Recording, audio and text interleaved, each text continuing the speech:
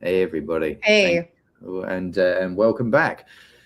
Today is a slightly different episode. We are digging into a an interesting area, and I'm just going to frame this out by talking about the loss of heroes in the modern day world. Um, if you look back into history, around ancient firesides and scriptures and so on, there was heroes like Achilles, Odysseus, David. But they weren't flawless. They were told raw. They had rage. They had cunning. They had sin. They had sacrifice and purpose and repentance. Because true greatness emerges from struggle. It emerges from redemption, and it offers us a map of courage, of sacrifice, and of achieving purpose. And these myths and biblical accounts, they lift souls. They give generations role models to emulate and aspire toward. But in the modern world, because we're so hyper connected and there's constant continuous exposure, the heroic has kind of been eroded. Flaws, missteps, private moments are twisted and over amplified and broadcast without any context or any mercy, and they turn potential inspiration into instant scandal. The mythic space that once allowed flawed humans to point towards higher ideals has kind of collapsed under this relentless social media scrutiny that exists these days. And so we're left with cynicism. Our children are without aspirational figures of godly virtue. Families don't have steady examples to follow outside of the family. And culture is drifting in this kind of void where greatness almost feels too risky to pursue. Very few people want that anymore because of the level of scrutiny that is on them. And today we explore this loss, how truth, when twisted and overexposed, can strip away the heroic rather than elevate it. And we're asking a more deep question as well, which is, what responsibility do we, as those of us who seek truth, especially those who seek truth anchored in God, what responsibility do we carry to protect and rebuild a culture that still honors a call to greatness? And how do we walk that true way in such a way that we guard the aspirational fire that everybody needs while remaining faithful to unvarnished truth? How, in other words, do we maintain truth and still allow heroic figures to exist when truth very often dispels the heroism myth within Yeah, them? that's a really good question. I love the way you opened this episode. Um, Very well done and very thought-provoking. Um, I, I also want to point out that we're living in a society in which people don't want to be accountable anymore. No. People don't want to live by a certain set of standards anymore. And they want to play by their own rules. And when that exists, I don't think I think it's harder for heroes to exist Mm. because if a hero exists, then we as general people have to raise our standards to be Mm. closer to that hero. Yeah. And as a society, we don't want to do that. Mm. I'm not speaking for you or I, like I want Mm. to do that. But Yes, no, I think that's true. I think you've touched on an interesting point there, which is obviously the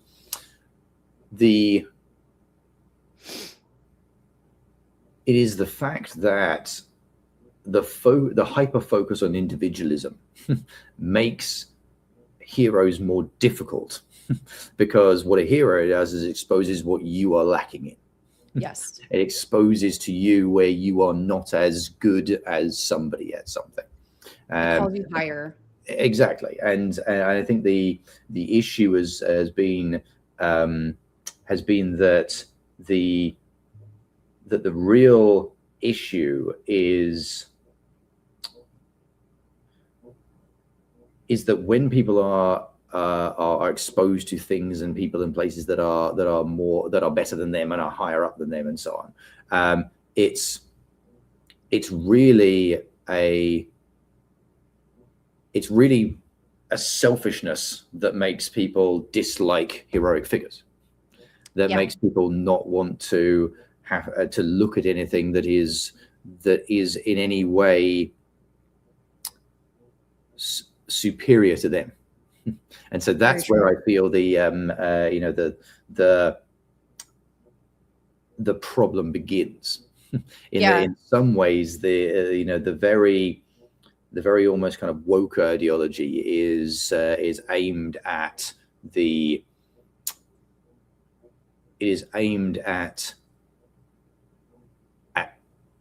romanticizing each individual within their own bubble.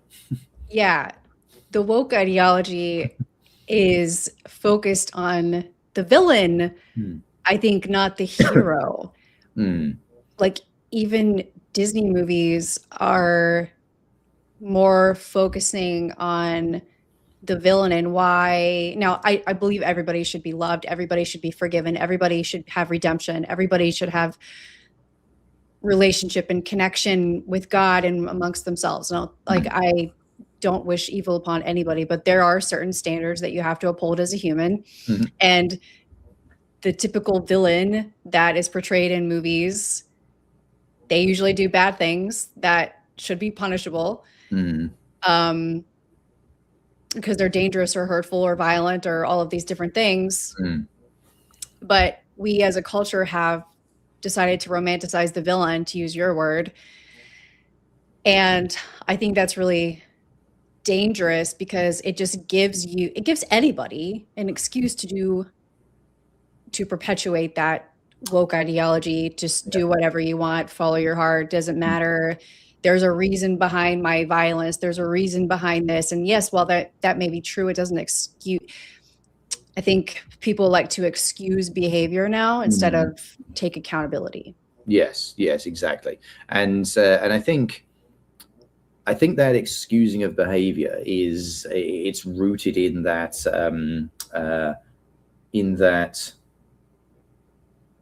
almost anti-hero ideology. You talked about how in Disney things nowadays, there's no villain anymore, or the villain is given a story to show why they're the villain, and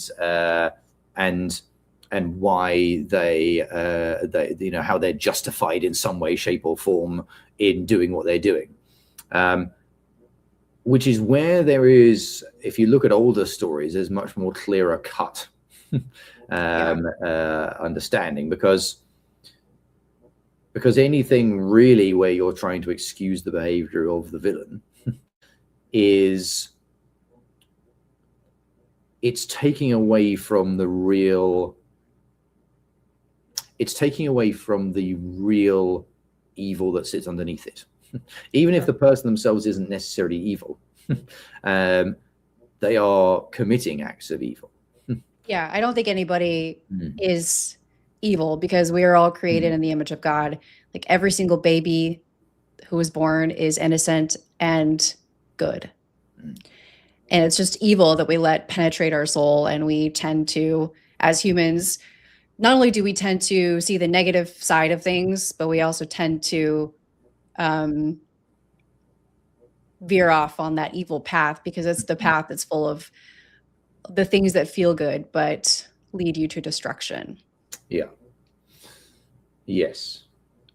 I mean, a good example of what I'm talking about here is that I can remember being younger, and there was footballers or movie stars, people like that, who you would aspire to, who you would hold up as a hero in your own mind. This person's a hero in my mind. They're someone that's done great things. They're loved, they're adored for what they do, and so on. And those are people that, as a child especially, you are drawn toward, because humans need that aspirational high point in their lives. And especially when you're young, and it's very difficult when you're young to conceptualize God in the same way that you can when you're older. Heroes and those kind of heroic stories provide that light on top of the hill for you. The problem nowadays is that, take the example of a movie star, for example, you like a particular person, you like the films they make, you like the TV and so on, and you're like, oh, I like this person. And then suddenly you find out that they've been on some interview and they think that it's the right thing to do to transition children. To anyone who doesn't like that's a Nazi. And you immediately think, well, this person's clearly an idiot. Now I can't idolize them anymore. Right. It I can think of that several people that I can think of, but okay, never mind. Finish your thought. I'm sorry. No, that was kind of the end of the thought. It's like, that it's immediately removed the hero status. The hero status is gone immediately, and you can't get it back. It does. Now, on one hand, I think there's a different. Okay, it does remove that kind of like how you place them as an idol in your mind, but you have to figure out the reason why. Is it simply because they're saying something that you don't agree with? Because to them, what they're saying is something that they're really convicted with and they really believe. So I think there are a couple layers to that. Like you have to really ask yourself, you may not agree with somebody, just like anybody, like you're walking down the street, you may not agree with somebody, but can you still respect them and treat them with kindness and listen to their thoughts because they matter to them? I think that's like something that's important in Christianity. And I think if you don't have that extra layer of, trying to emulate God's character, they're like trashed in your mind, and you don't respect them even as, like, take the actor thing for instance. Like you don't want to watch their movies anymore. You don't want to anything to do with them. You don't want to hear their songs anymore. But I think you can see. It's really hard. I don't even know what I'm trying to say, but I think you can. If you really try hard and think about how Jesus would handle a situation, he would never shun them or like say, no, I'm never going to talk to you again because you said this. No, but you can still respect them as people. And if there's somebody you can speak to, then conversations like that can be very enlightening. I love having conversations with people I don't agree with. Yeah. It's it's a very interesting area to follow, because I think that despite a monotheistic religion like Christianity, for example, where the highest point is Jesus and God and so on, they are the hero to whom you're supposed to aspire effectively. I still think you need the earthly heroes as almost the stepping stone towards it, if you see what I mean. Yes, and if you do believe in that monotheistic way of life and Christianity, there's a hierarchy. I think Jesus is at the top. Yeah, he is the most perfect person, human, God in one, who has ever and Holy Spirit that has ever existed. Okay, so he's the top. Yeah. Nobody can ever be anything close to what he is, right? But yeah, you need earthly heroes that hopefully would show his character and try to do good things. Now, those things we as humans tend to judge, because anything that's not perfect, we judge, even though we are very imperfect ourselves. Like all of us as humans really suck. We're all, we're all sinners, we're all broken.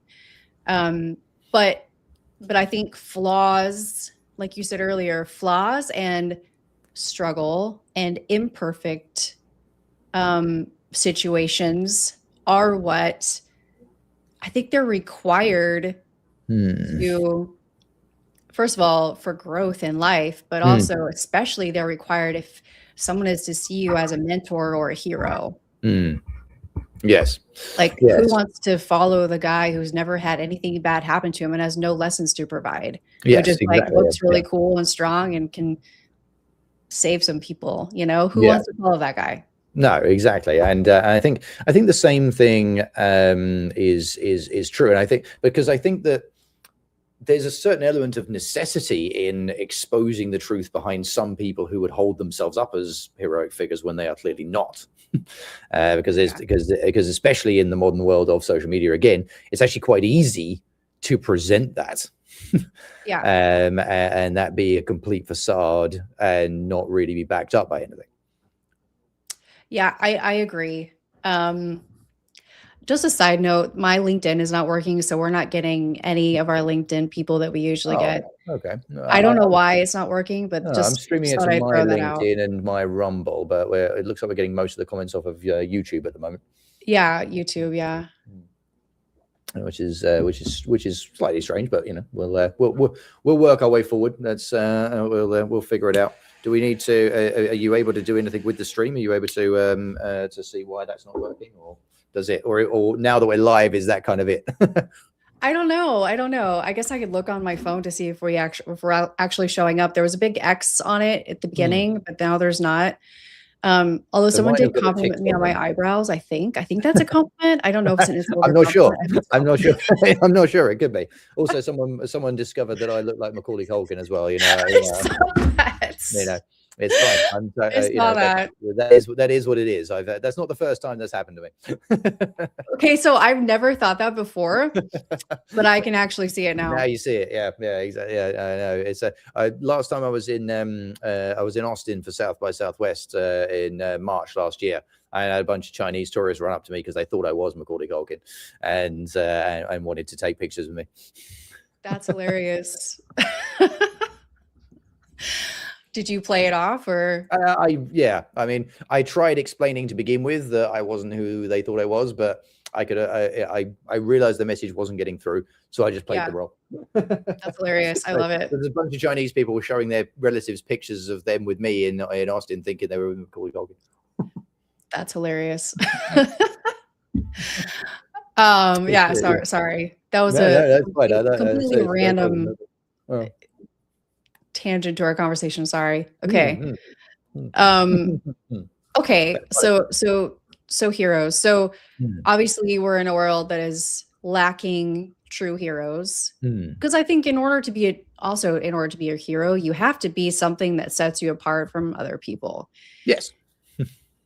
And even though people are liking to be set apart in this day and age, like you think of all the YouTubers and the influencers and the TikTokers and all these people, but they're not going for heroic impact. They're going for like in your face, wild factor. A lot of them are, yes. Yeah. A lot of them are. A lot of them are going for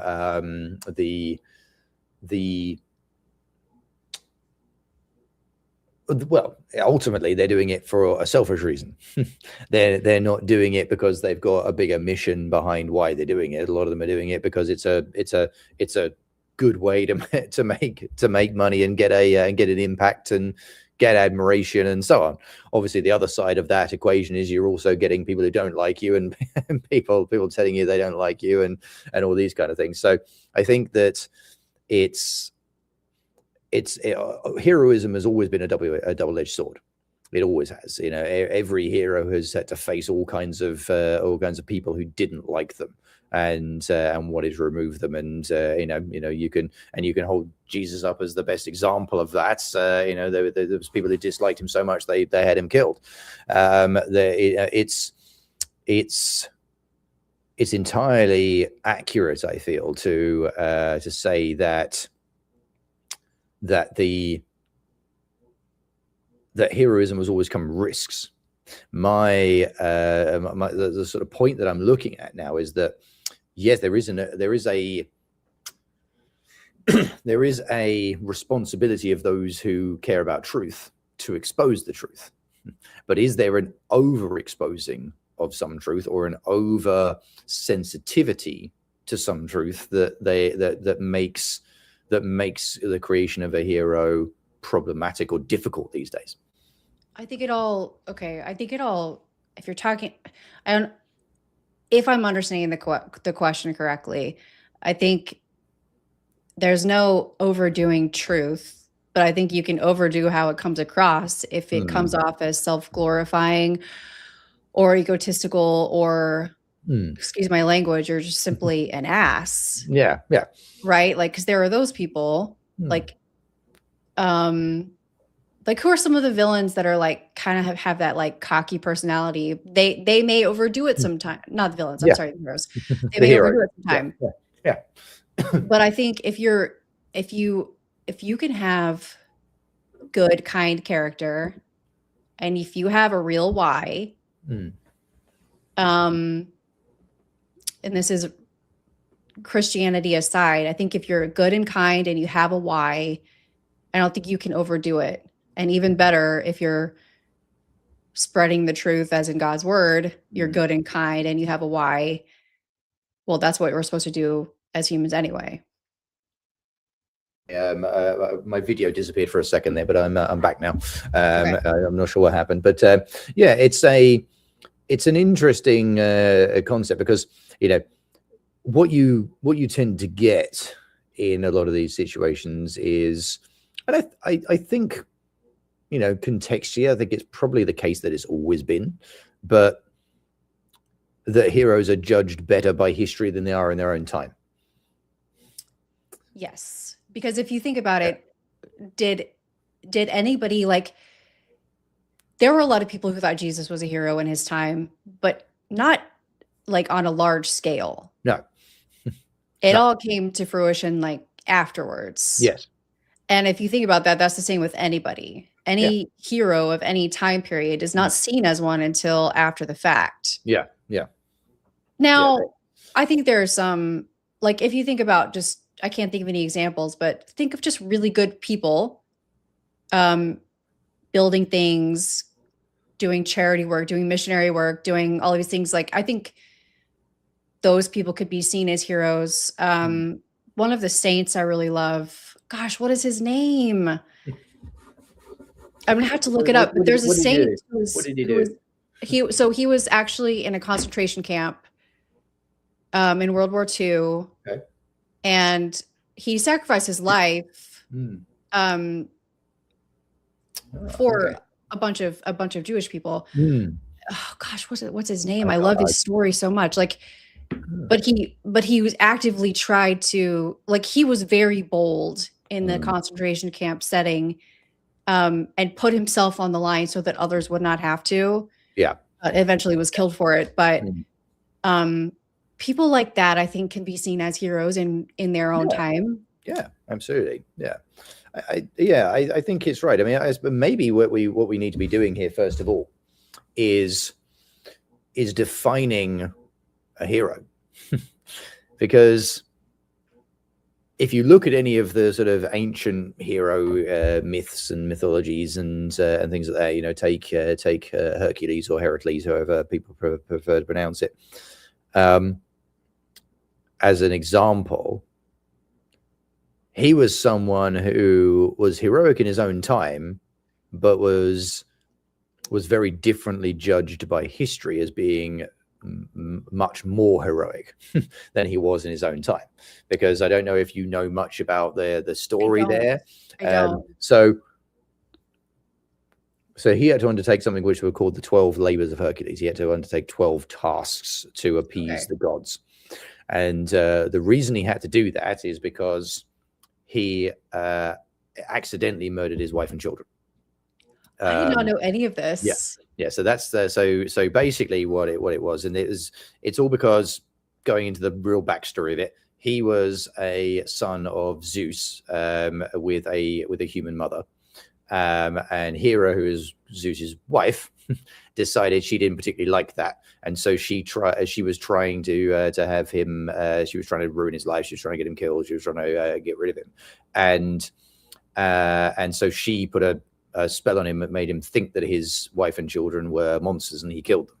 And then when that was lifted, he realized what he'd done, and so he went to find where he could the oracle at Delphi to tell him what to do, and he then had to go and undertake these 12 labors, and they're a combination of having to kill beasts and creatures, and having to undertake difficult tasks and travel a long way, and all these kinds of things. Yeah. And they're representative of man's kind of struggle out of primitive nature into the modern day. That's kind of what they're representative of. So that's but the whole point of the fact that he did all of these things, and he did these incredible things that he did, and was able to do them because they were certain that pretty much every one of these labors they were giving him was going to fail, or he was going to kill him, and he still achieved all of them. And so the story that kind of falls out from that is that in his own time there was a lot of people who disliked him. Yeah. But yet when you go forward into all of the stuff that's written about him, he's written about almost universally as a hero. because of all the things that he did, and all of the sacrifices that he did make, and all of and how long it took him to make up for what he did, and so on and so on. And the story ends then that when he, after he died, naturally Zeus made him immortal, and so he lived in Olympus with the gods for eternity after that. That was the kind of the end of the story. So his repentance and his sacrifice gave him immortality. Got it. Which when you look at that, that's the same as the biblical law, that your sacrifice, your penance, and your devotion to appeasing God and being a good person grants you immortality. No, it doesn't. Well, it grants you immortality in heaven. Only if you believe in Jesus. Yeah, that's what I mean. That you have to sacrifice to that belief. You have to live your life to that belief. You have to do the things that are expected of you to do that. But that's the same basic storyline, if you like, in terms of how you've got to achieve things. Yeah, that's a really cool story. No, I actually did not know the story of Hercules. So do you think that Hercules was like a Nephilim? Well, yeah. I mean, the almost all of Greek mythology, all of the heroes are people who are hybrids between the gods and humans. Almost all of them. So, however the Bible wants to do that. I mean, my interpretation of biblical Nephilim is they were just a race of giants who were kind of created alongside humanity in some ways, and then and died out. I'm not aware of any particular divinity that the Nephilim apparently had. Yeah, from my understanding, the Nephilim are the hybrids, but they're from fallen angels who mated with human females. Okay, yeah. Because it doesn't specifically say that in the Bible, but that's what most people think. Okay. Because you do hear the giant thing too. But it does say I think it's in Genesis, it talks about, because that's when God first started he wanted to wipe out eternity and start over. Yes. When these fallen angels started objectifying women, and then the world just went to crap. Yeah. That has nothing to do with our subject. I just no. I think it does. I think it does have a connection to that because I'm quite well versed in ancient Greek mythology and so on, and I've always found it fascinating as to how a lot of the ancient Greek mythology and ancient Greek stories are a different way of telling a biblical story. Yeah, they're attached to the same through line there. They're just they're a different way of telling it, or a different interpretation of the same thing. And I think that's where I find it to be quite fascinating is looking at those things with that lens. And understanding it. So you can almost imagine that the Bible is saying the fallen angels are the ones that were interbreeding with humans and creating the Nephilim, for example. Right. In Greek mythology, it's the gods themselves who are the group that are going down and doing that. Now you can contextualize it as the actual story is that the gods in Greek mythology are the fallen angels, Right. Yeah. and there's something above them that is the higher god. You know, It's that's God. you It's could yeah God. exactly that is God. You could look at exactly. So I think again, the word giant is sometimes interpreted differently too, because in a lot of ancient scriptures they talk about giants that did things. There's ancient stories about giants building the pyramids, for example, Yeah. and a lot of the theory is that they don't actually mean giants as in the physical sense; they mean giants as in the intellectual sense. Yeah. Yeah. That's Yeah, true. these That's all people really were interesting. smart. I did get confirmation, by the way, that we are not on LinkedIn. Oh, So yeah, I'm not sure what happened. are you able to re-add the stream? Because there's an edit button by mine where I can change the stream over. I don't know if you've got the same thing. I tried to edit and resave it, but Yeah. it's not working.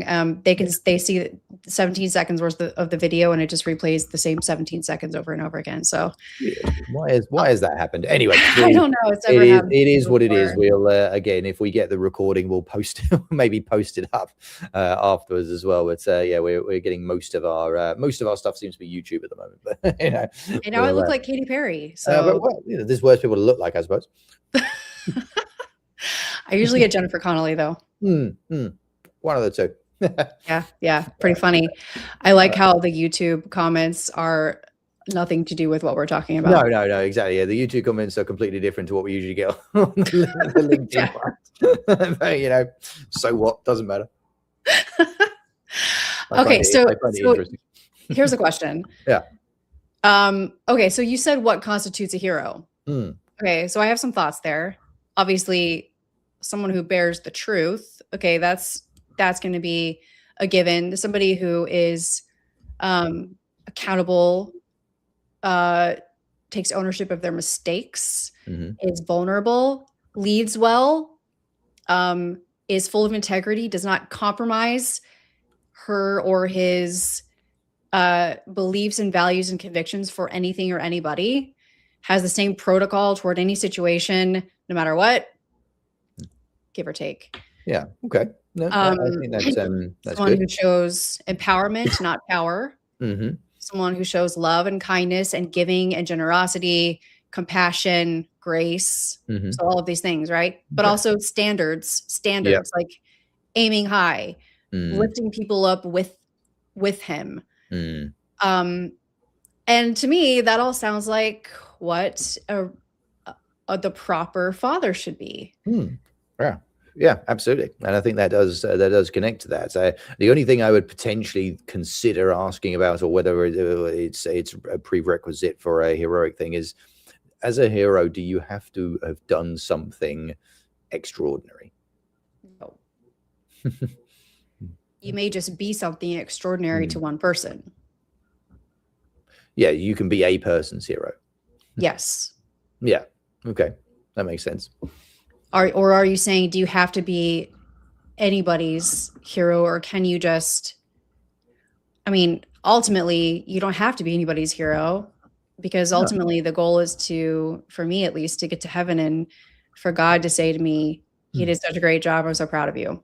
You did it. Yeah, exactly. You were a loyal and faithful servant. Yes. Yeah. And I think that's, yeah, I think that's true. I suppose my conceptualization of a hero is rather than being an individual person's hero, that you're a hero with wider recognition. Now, in no way am I saying that your description is off. I think you're probably right, but I do think that my conceptualization of a hero is that it's someone who is looked to by a large group of people as somebody worth following, as somebody worth trying to emulate. That's how I would contextualize it. but I don't disagree with you that you can be a hero to an individual person. I mean, I'm quite sure I'm a hero to my girls. They're both, Yeah. they're both, 7 and 2, and they see me as their hero. Yeah. But I don't do anything extraordinary apart from be a father to them. Yeah, In but my that's opinion. something really important. Hmm. So you're saying that a hero needs to have a wider range of audience, but like even then there will be half of the world who hates that person that other people call a hero. They will, yes, yeah. Um, Because I think you're a hero within a culture. Okay. Because I think all heroes are heroes only within their culture. True. I think I think once you remove the hero from that culture and put them into a different culture, they're not seen as the hero. Well, yeah, and in that case, there would never be any. There'd never be a universal hero. Well, only God. Exactly. But there are still people who would say that they don't believe that either. Now, that's because that's their culture. There are people who would say that they don't believe that, but there will come a day to where they will be faced with this is what it is. Oh, absolutely, absolutely. I'm not arguing that. What I'm saying is that I think when I'm thinking about earthly heroes, pretty much all of those are heroes within their own culture, and so a perfect example would be Trump, for example.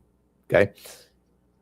Within America, there are a big chunk of people who absolutely hate him, and there are a big chunk of people who absolutely love him. But I think that's because there are two cultures. Yes. There are actually two cultures. There is a culture of people who like what he represents and what he does and what he's doing.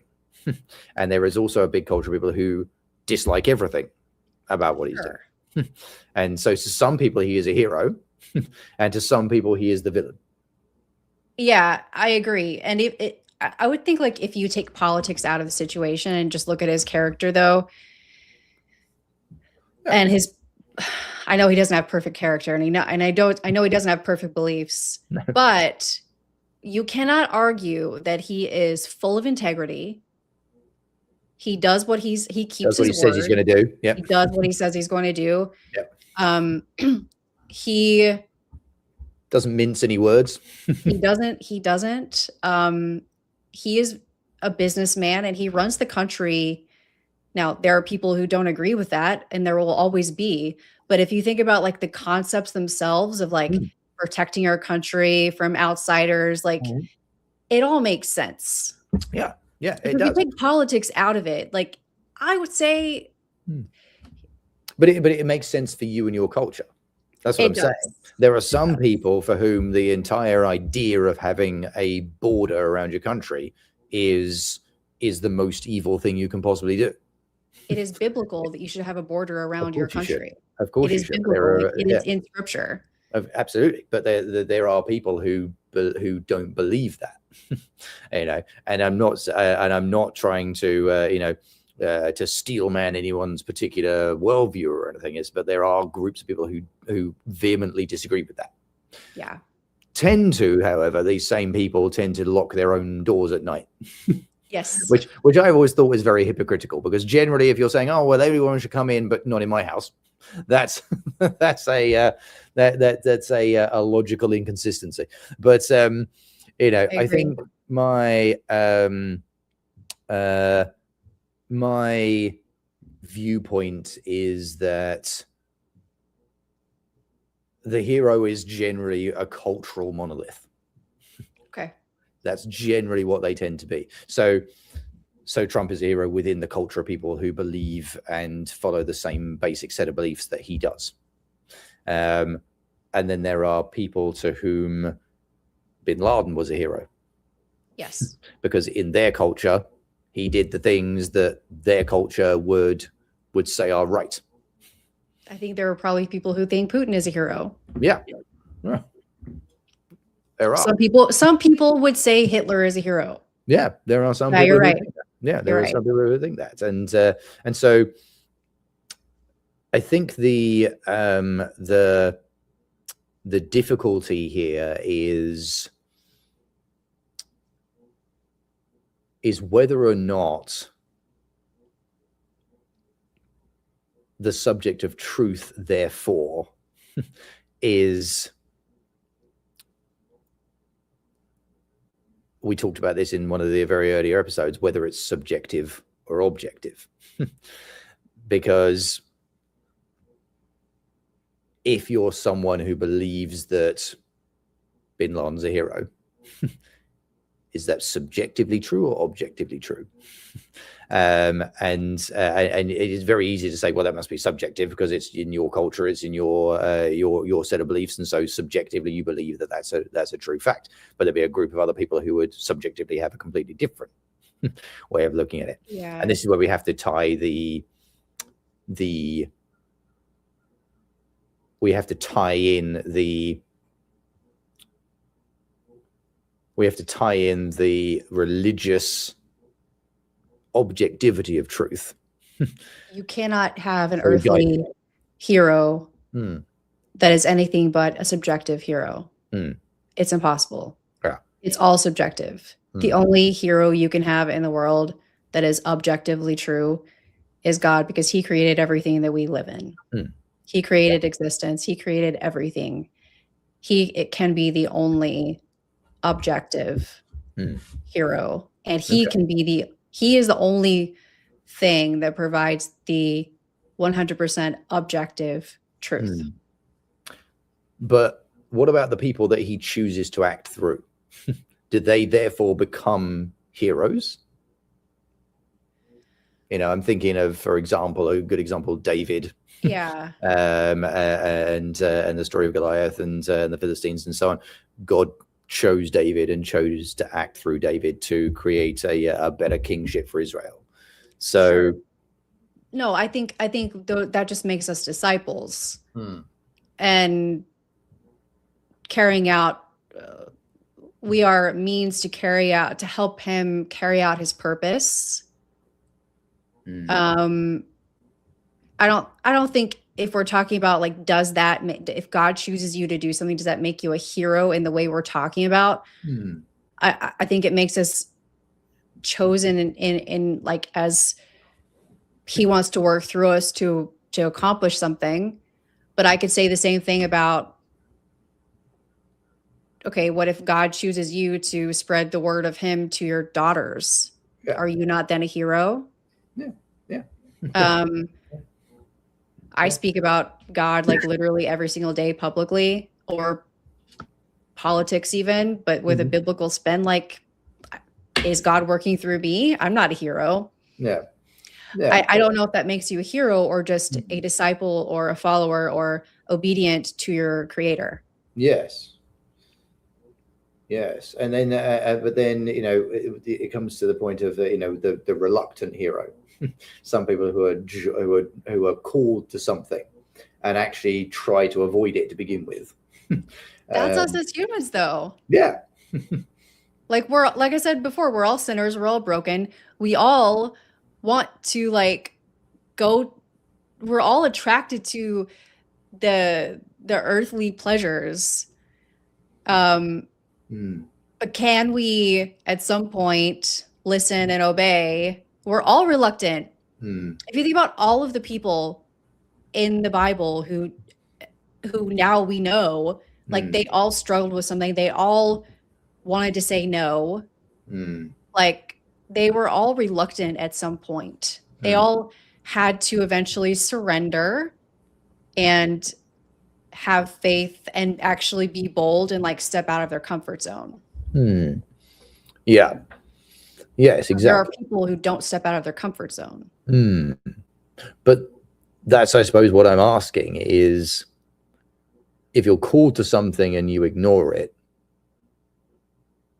that means that obviously, therefore, you can't be a hero because you are ignoring that calling. And so does heeding that calling matter? I think so, but it doesn't keep you out of heaven. It doesn't determine whether you're placed in heaven or or if you're not. I mean, if you think about the subjective heroes, we could, like, people think Hitler is a hero. Okay. If you think about that, like, then it doesn't really matter what what the goal is in life is to get to heaven. Yeah. But your acts on earth don't actually, like, you can still get into heaven with just simply believing in Jesus. Yes. You don't have to be like a donator and a giver and a kind person necessarily. You just have to believe in Jesus. Now, there are levels of reward in heaven and closeness with God. I think those things matter, but it doesn't keep you out of heaven. Why am I talking about this? How did I get into this? No, I think this is relevant. I think this is I think you're going down the right line here. I get what you're saying. Okay. It looks like we have a LinkedIn comment now. We do, yes. Maybe it's working. I think or maybe yours is working and that might be from my feed, yeah. Yeah. We do. Yeah. Okay, so I understand what you're saying there. You know, it's I suppose where I'm coming from is this. Have we lost the ability through over-connectivity to create new heroes? Because of the things we were talking about in the past earlier on, when you've got the overexposure in social media and things like that, and so on, and you know, and you can, and you know, I can, you know, Trump's an easy one to call upon here again, in that there are some people who support the policies that he goes for and the way that he does it, but are very much like, yeah, but I don't like him as a person. I think he's too rambunctious. I think he's been a philanderer in the past. I think he's, you know, there's all these reasons that they might have for disliking him as a person, but they still support his policies. They don't see him as a hero, but they do support what he does. So is it possible in the modern world, I suppose is what I'm asking here, to create those heroes? I don't think so. Because anyone who's lifted to that position is going to be ridiculed even more by other people, because as a society, like I said before, we don't actually want heroes, because then that makes us be better people and have higher standards and do better things. But isn't that the problem? Yes, that's the problem. That's what I'm saying. Like, I don't think we're problems in society, isn't it? It's the fact that we can't have that because there are so many people who are so rooted in self that they cannot look at better people. Yes. They don't even like to look at people who have achieved more than them. When in reality, those people should be what the people who get us to become better as individuals. Exactly. I mean, I saw something the other day that literally made me like scoff loudly and laugh when I read it. It was that, what's her name, AOC, saying that she thought that Elon Musk was not a smart person. Oh my gosh. I mean, that is the ultimate glass houses and throwing stones, isn't it? It's like, you know, he's like legitimately exactly, you know, smart. whatever you like about him or dislike about him, you cannot say that he's not incredibly smart. You don't get to where he's got to without being a very smart person. No. Oh my gosh, he's the smartest person in the world, I'm sure. I suppose it depends how you measure smartness. I think as far as business goes, he's clearly the smartest person in the world there. Yeah, business. He also has some deep thought. I mean, I've heard him in interviews. He is. Yeah. Now, I don't know if he is as intellectually smart as Jordan Peterson. But I would say he's less intellectual than that, but I think he's got a skill set and an aptitude towards particular things that make him the best person in the world at doing what he does. Yeah, and you couldn't claim that he's not smart. The thing with like, and I could easily call Elon Musk a hero. He's a hero in so many ways. Do I think he has made some bad choices? Of course, but that's the problem. Like anybody who you exalt to that position of a hero, any little flaw will be like amplified. Yes, and then you're not going to see those people. Like, it's almost like there's the world has this like inherent, like, it's just a given that we're going to tear any hero down because we don't want anybody above us. Exactly. So we point out every single thing that could possibly be wrong or any kind of bad decision, and that's the only thing that gets focused on until that person has come down from that position of being a hero. Yeah, and I think that's the that's the atheistic worldview in operation. Because what you're doing with atheism is making yourself your own god. Yeah. That's what you're doing. Which doesn't work out very well. Yeah. And so when you do that, obviously you can't look at something higher. You can't look at a person that's higher. You can't aspire to somebody who's better because it highlights your own flaws. Yeah, and I always wondered how that makes sense to people. Like, again, let's just take God out of the equation. If you're an atheist, how does it make sense to you that by not wanting to see anybody as higher than you, like, because I believe in the concept of, even if it's not God, like maybe it's the universe for some people, or maybe it's like an oak tree in their yard or something. Yeah, some kind of higher purpose and power or meaning. Yeah, like psychologically, that is very, very powerful. And I don't understand how people who don't believe in anything higher than self, like, it just places a ceiling on your life. Yeah, it does. But I think that's part and parcel of the whole problem, which is that it's fundamentally rooted in the evil. Yeah, because the whole purpose is to take you away from God. Yeah. And what Lucifer, the devil, and so on is the intellect unbridled from virtue and ethics and morals. Yeah. That's what it is. And so that automatically flips to self-worship. Yeah. And everybody who's living in that way doesn't realize, for the most part, that they are living in that continual state of evil. Yeah. It was interesting. I was listening to a conversation the other day of somebody who was saying that she couldn't square in her mind that anyone who's not Christian goes to hell when they die. She was trying to say that the way that she looked at that was that, like, a good God wouldn't do that. A good God wouldn't punish you for not believing in it. And I think, and the way I thought about that was actually the problem there is that it's how you conceive of hell, is how you conceptualize hell.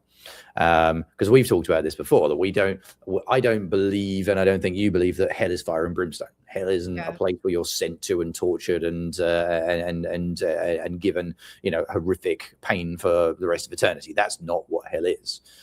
Hell, in my own interpretation, is a disconnection from God. And if you look at that scientifically, what I'm talking about there is that God is the universe, and all the energy that makes up the entire universe, everything around us is God, and the universal background frequency is the frequency that we return to when we die, if we're on the right line of that energy frequency. But if you're way off of that when you die, what actually happens is your energy can't return to source. Yeah. It cannot go back to that, and so it kind of drifts in a period of total and complete entropy. And I seem to have lost Jen. I can see that I'm still live here, so hopefully Jen will be back with us very shortly. So, but I won't talk to myself too much. Does anybody have any questions while we're waiting for Jen to come back?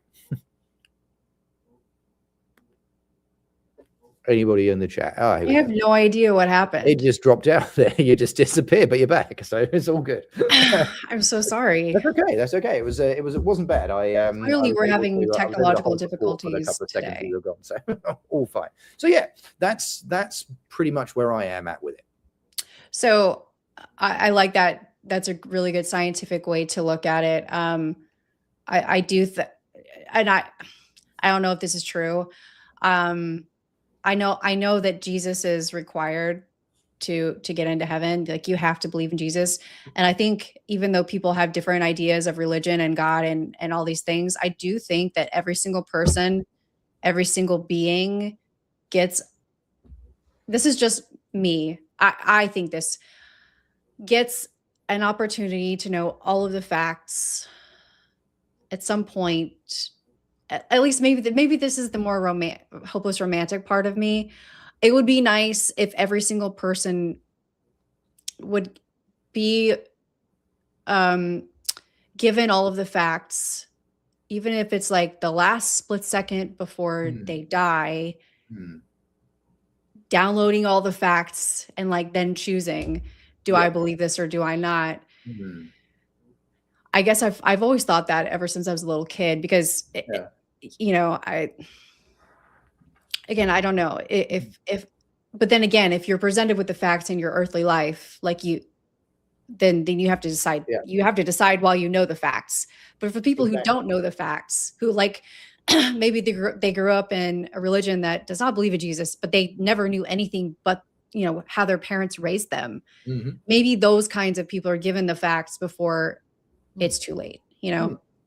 Yeah, I agree. I think the way that I look at it is that I don't view God in my way, and I'll be, you know, I'm completely honest about this, that I'm not what you would call a traditional Christian. I go to, you know, I have a slightly different viewpoint on it, and that's just because I'm coming to it and I'm getting my head around how I get my world experience into lockstep with it, and I think the way that I look at it is I don't believe that God is judgmental in the way that people are judgmental.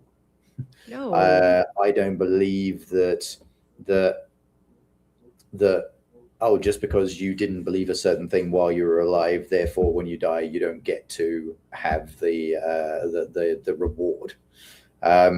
I think it's more likely to be more similar to maybe the way I was trying to describe it from the energy point of view, in that you simply aren't able to make that transition without being able to align your energy to it, and maybe that can happen afterwards. But yeah, I think that it's more about that, almost scientific in that sense, in that it relates to how close you are to that knowledge and that understanding and that belief to be able to assimilate with it when you pass on, or not. Yeah. No, I think that's a really cool way to look at it. I agree that that's probably a large part of what's happening. However, I do disagree that I do 100% believe that you have to acknowledge Jesus as who he is in order to, let's just use your terms, cross into that frequency in the universe. Yeah. I don't disagree that you probably have to. I don't disagree with that. Again, I think of it as energistic, because it's a little bit like words and deeds. You know, you can say something and never do anything that aligns with what you say. Sure. And equally, you can act in a particular way and but never speak about it. Sure. But ultimately that rewards you because you've acted in a particular way. And so I think that the announcement isn't necessarily the most important thing. I think announcing it helps you get there. But no, I mean internally acknowledging. I know. Yeah, I don't mean like if you read the Bible, it literally does say you must speak the words with your mouth. It says that. I can't remember exactly where, but I remember seeing it fairly recently, and it does say you have to speak the words with your mouth that you accept. Which is why baptism is so important. Yeah, like you're publicly acknowledging your acceptance of Christ. I think that's really important.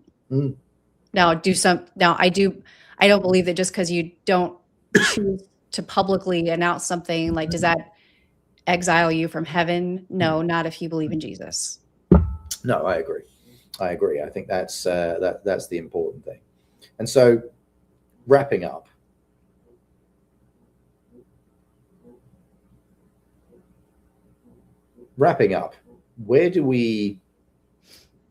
how do we get back to being able to create the heroes that actually move us in the right direction?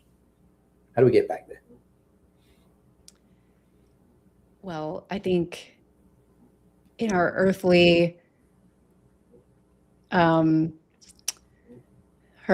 broken form of humanity, we would have to acknowledge God's existence as a whole, like even if it's a majority. Yeah. Or at least majority culturally, I suppose. Right, a majority. Yeah. You're not going to get everybody. And people are going to have to start stepping up and acting properly, like, and not being afraid of what other people might think or being judged. Doing what's good and right has to become more important than what culture calls acceptable and the norm. Yeah, and what other people will say and think of you. Yeah, doing good and doing right and having God at the center has to be in existence for the majority of the world in order for us to have true heroes. Yeah, fantastic. Well, I think that's a great place to wrap up today. Thank you, everybody. We've got a week off next week. I'm away and off at different climes, and rather than trying to say we can do it and potentially having a problem, we're going to skip a week, and so we'll be rejoining you in 2 weeks from today. Yep, I look forward to it. These conversations are always really enlightening, and they always surprise me a little bit. So thank you for doing this with me. You're very welcome. All right, we'll see you next time. Thank you, everyone.